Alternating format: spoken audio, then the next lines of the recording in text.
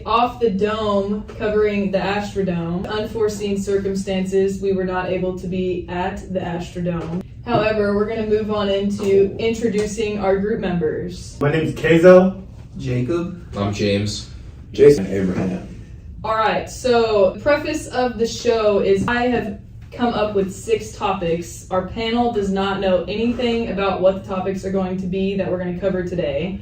And it's an improv-based discussion as to, they just have to come up with ideas on the fly. So moving into round 1. Our topic is concussion protocols, and your time starts now. Did y'all see that game last week? Nobody got knocked out. Isn't that crazy? Which game are you talking about? Yeah, I mean, people are getting concussions every day. So let's be honest. It's either in practice or during the game. It happens. If it's part of the game, yes. But we do have to have some things online to make sure that players are actually protected. Because football's not forever. So let's keep it. But do you really want to see those like padded helmets that they got in training camp? On the the regular season though. It's not the ideal look. Let's be real. Not the ideal look.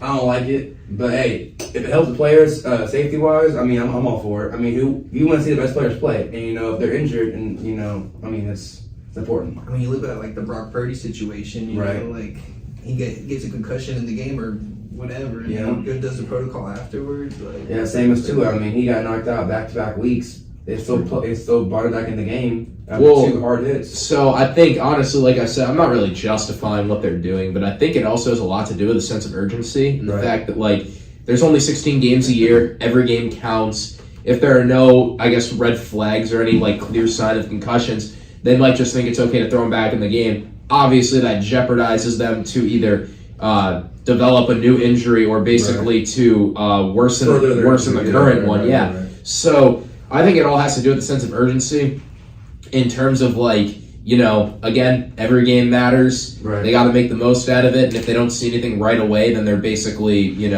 But I guess what my thoughts would be is, what about the more, sensitive ones? Like, even if it's a mild concussion, or even if it's just a bruise, or anything like that. Like, why aren't they more strict on what those guidelines are? At what point when being crossed? Wasn't it like the team doctors are the ones doing the concussion? Well, no, I think the league has somebody set up on both sidelines who would dictate. Well, they look for the red flags, like he said. Yeah, they do. I feel like that's what it has to come up to. There has to be something done to avoid this kind of stuff. So, for example, little by little, they started to, whenever they started clashing helmets, players got ejected. And even how he was saying earlier, if for some reason they have to play with padded helmets, man, if it's for the safety of the players. That's what it takes. It's what it takes. It might be a step in the right direction. It's not more of the concussion protocol itself, it's more of what we have to do in order to avoid it. Right. But it's a tricky situation because at the end of the day, it's taking excitement away from the sport. Obviously, we look at the sport to see all these people get thrown all over the field and everything. But at the end of the day, all these players end up messed up in less than 10 years. You hear the argument players sign up for it, though. Okay, so overall, I believe we all agree, for the most part, that the concussion protocols need to be stricter for the players' safety. 100%. Correct? So we're going to move on to topic 2, which is going to be load management policies in the NBA. And now. So they've been trying to crack down on load management for a few years now. Right. And, brings in a lot of money when your superstars are playing, their marketing and everything. Mm-hmm. They just came up with some new rules over the past off season. And they're determining what a superstar is, and they're limiting them on how they're able to assess their own load management teams. Those 2 superstars, So if you got more than one superstar, it's you're held to a different standard, different set of rules. Gotcha. So yeah. So I'm just reading some notes that we see from our ESPN.com. There's new rules being put in place this next following season. Teams will also be required to follow those rules. Just to name a few. No more than one star player is unavailable for the same game. So, i.e., the Clippers. Kawhi and Paul George both are injury prone. Their careers have always been rigged by injuries. So this, not to put in place for that team specifically, but the idea is that you can't be benching your star players if they're healthy. You know what I mean? There's no such thing as rest days. I mean, you make millions of dollars. Why are you sitting? Why are you sitting down? I mean, we come to see the best players, and why would you want to rest if you're healthy? That doesn't make sense. I agree with you. It's like they should be starting their star players. Like I think they should be playing. They shouldn't just be resting when they're like unhealthy. But to try to create Manage their different numbers of games. will create different standards for the team themselves around that. It's kind of like it creates for like an unfair playing field. Like two teams have to go by a different set of rules, Right. just for this. And also, like if people have not season awards, like season like benchmarks, play a certain amount of games or certain amount of stats or whatever. I think it's also key. I mean, people want to make their money, obviously.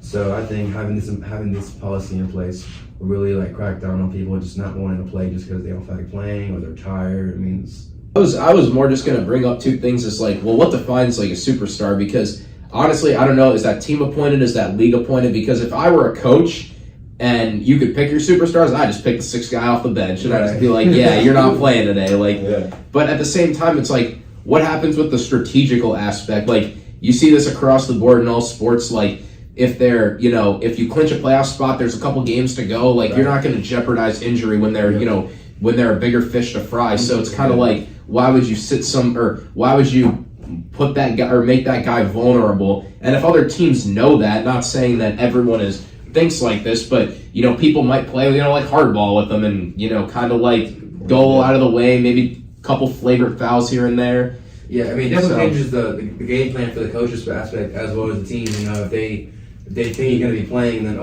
couple hours before the game time, they're not going to be playing. That changes the whole view on.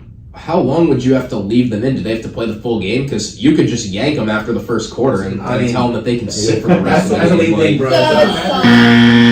Okay, so overall we seem to be thinking to hell with the new load management policies the NBA has come up with. I mean, we're going to move on to round 3, topic 3. We've got rise in women's sports, and the time starts now. That boy Keizo. Yeah, right now women's sports is growing now.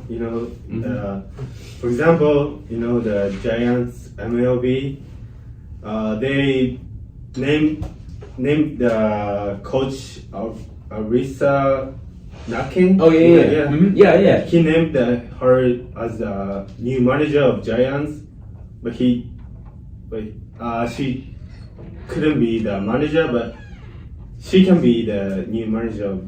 Yeah, they had her doing they kind of worked her through the system. Like she worked in the minors, like with Sacramento for a little while, and then she was I think one of their first base coaches got ejected last year or something like that, and she filled in for the ejection and I think the preceding suspension. So it's definitely good to see that. I mean, it's sad that it had to come at this. Why she's there is due to unforeseen circumstances, right. But it's definitely it is a step in the right direction. Like women in sports has been something that's been being pushed for years now, and we're finally starting to move to that mindset.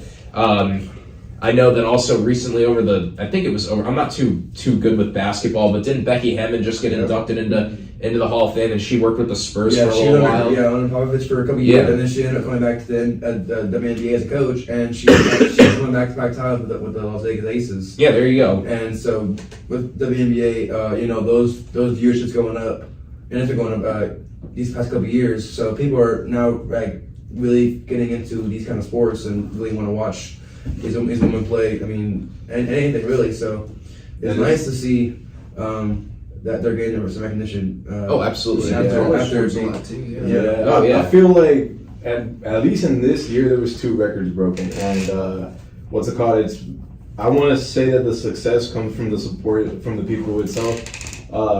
In Barcelona, Spain, there was a game of soccer which had 91,000 people attend, and then that record was broken. Like the volleyball, the Huskers, right? I believe so. Yeah. Well, that was 100,000 people, man, and it's hard to get 100,000 people for a football game.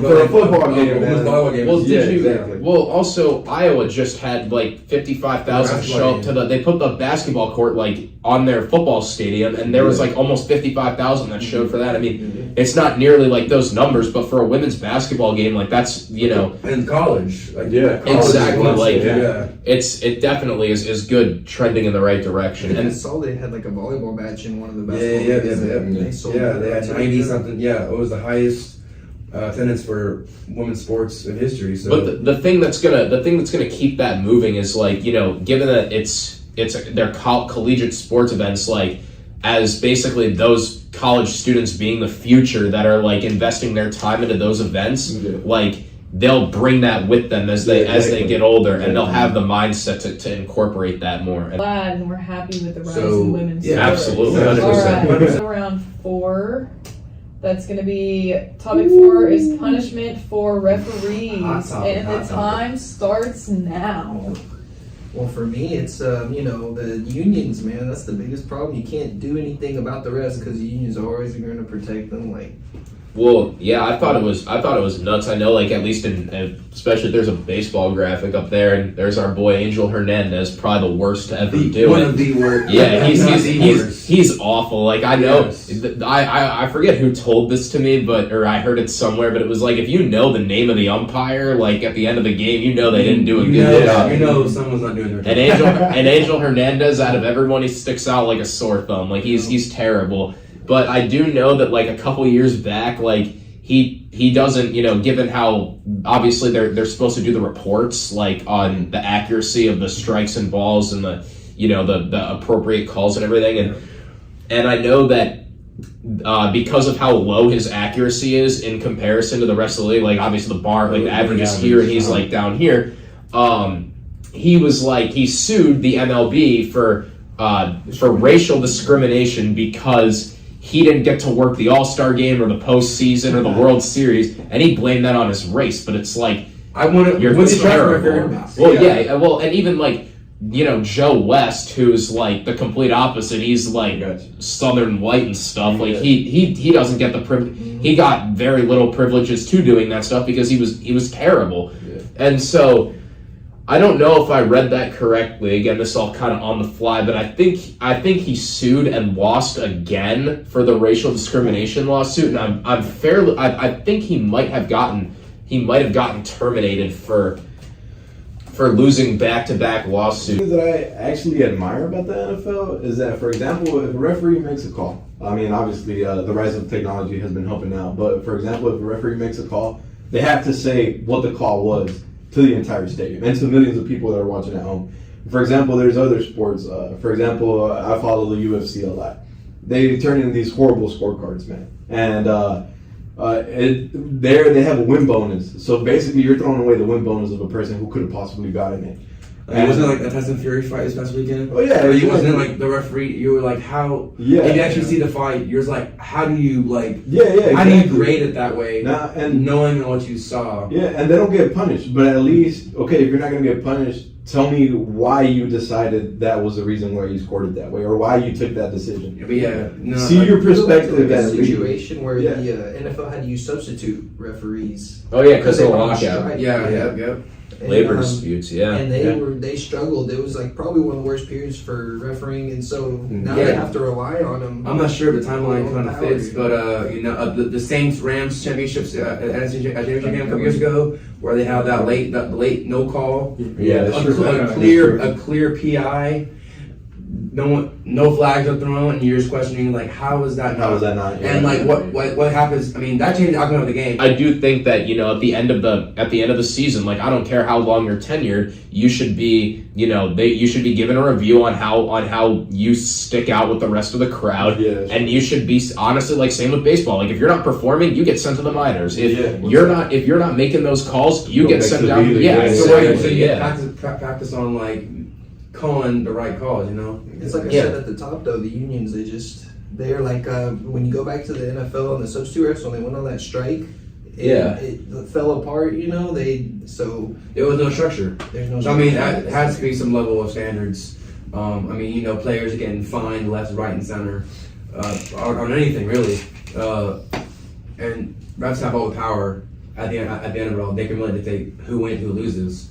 It's the end of our round. The consensus is that we hate refs, I think, is... Well, there needed to be Refs are harsher trash. punishment. We need some harsher Refs are punishment. trash. Maybe a standard to hold them to? Go to robot.